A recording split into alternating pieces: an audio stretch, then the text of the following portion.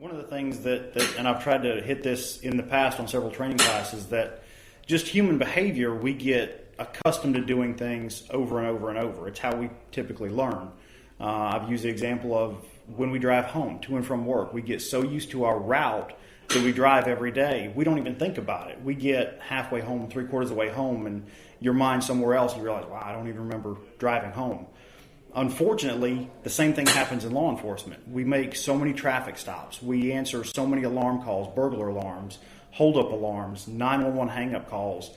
In the majority of those calls, nothing bad happens. The majority of our traffic stops, nothing bad happens. We stop the violator, we write the ticket, they go on their merry way, and we go back to doing what we do, and nothing bad happens. Unfortunately, we begin to pre-program that into our mind that nothing bad is going to happen because I've done it once, twice, 100 times, and it's gone well for me every single time. So when the boogeyman comes to get us, we're not prepared because we've built that pre-program, everything's going to go fine, into our method of operating. So focusing on proper tactics every single time, regardless of how many times you've gotten lucky that nothing bad has happened to you, is paramount in keeping ourselves safe and getting home safely at the end of every shift. Well, I first saw it in the magazine and the emails when it got released and was pretty interested in it. Started reading up on a lot of the stuff. And it's very basic things. It's things that I think when you're accustomed to doing the right thing, you take for granted. Wearing your seatbelt, wearing your vest.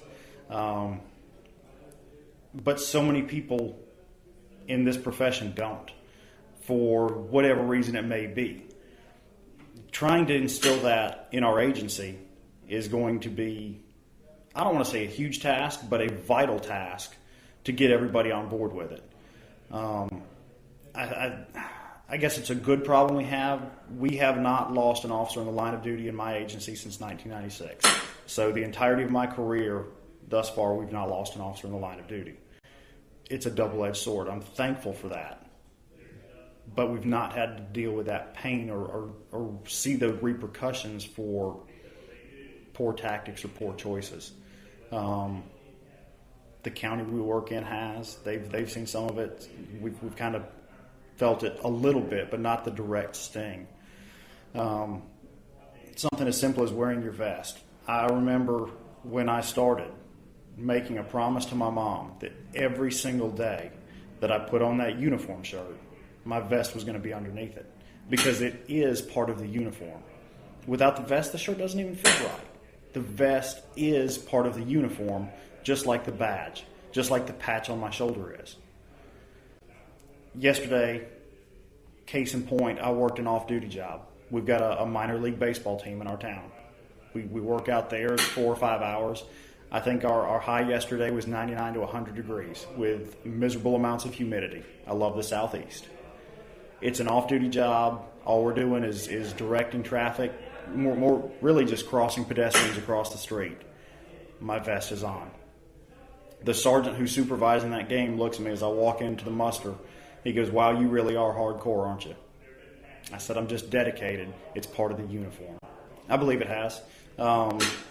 Seeing the same issues affect so many agencies, not just in the Southeast, but across the country, and we all deal with the same things, and the same excuses. The argument against wearing your seatbelt, there could be an ambush. Nobody's gotten ambushed at 70 miles an hour traveling down the interstate. I don't wear my vest because my chief doesn't, our captain doesn't. They're not the ones out there answering calls. They're not the ones on the front lines every single day. And ultimately, when things go bad at 3 o'clock in the morning, your chief or your sheriff is at home in the bed, sound asleep. And it's your life that's on the line.